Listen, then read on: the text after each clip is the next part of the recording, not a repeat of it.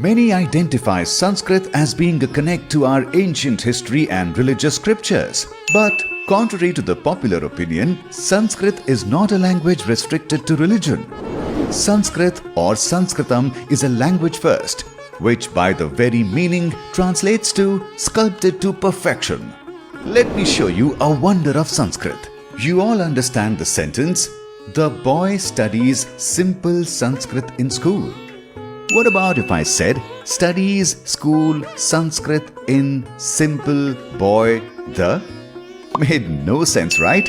In Sanskrit, this line, "Balakah Vidyalaye Saralam Sanskritam Pathati" makes as much sense if I jumble the words.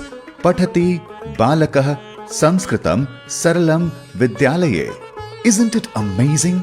Sanskrit is a language more evolved and richer than any other. Yes, it's centuries old. To be precise, sage Panini laid out the grammar rules in 500 BCE. Yet, it manages to be of use and relevance to us now and the coming future. For some of us, Sanskrit was an optional language in school which was mugged and not understood. But really, Sanskrit has always been so much more than religious texts. There are actually a lot more non-religious texts written in every subject you can possibly imagine. Astronomy, physiology, metallurgy, botany, and so much more. It is just mind-boggling to realize the scientific understanding scholars had centuries back without internet and computers. Can you think of another word for water in English?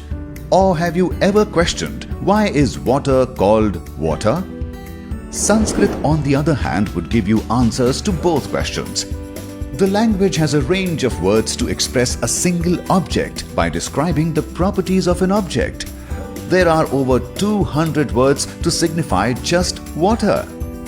What's better is, understanding a new word is quite simple. Words are made of root words which have meanings of their own. In this way, you could understand the surface meaning of the words in seconds. But to deduce the layers of meanings a few words hold may take ages. For example, the word jalam describes that from its liquid state, water can become solid. The root word of the word jalam is jal, which means to harden. Similarly, combination of root words and sounds can make up infinite words with stable meanings. This just means infinite space for free, clear expression. Amongst the many reasons why Sanskrit is relevant, health is one of them. And not because you can read Ayurvedic scriptures, but because speaking Sanskrit would keep you healthy. Simply reciting out the Sanskrit alphabets can be beneficial for your health. There's a whole science behind it. Reciting the Sanskrit alphabet results in you rhythmically using minimal and maximal breath, contraction and expansion in your breathing efforts. This system is a pranayama practice in itself. This is helpful in balancing and calming the mind. Talk about multitasking. This benefit of pranayama further helps in increased concentration as well.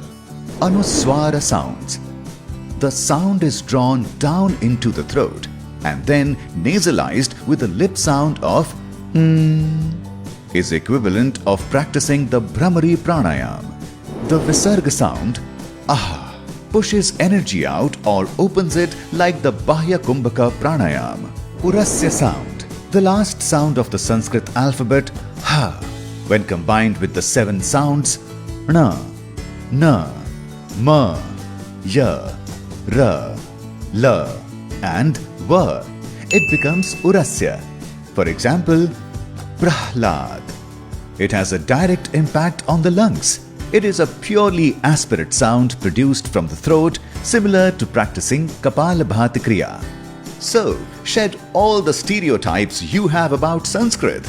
It's our shared cultural heritage, and it isn't meant to be locked up in some box labeled ancient history. It's relevant, it's important, and it's beneficial.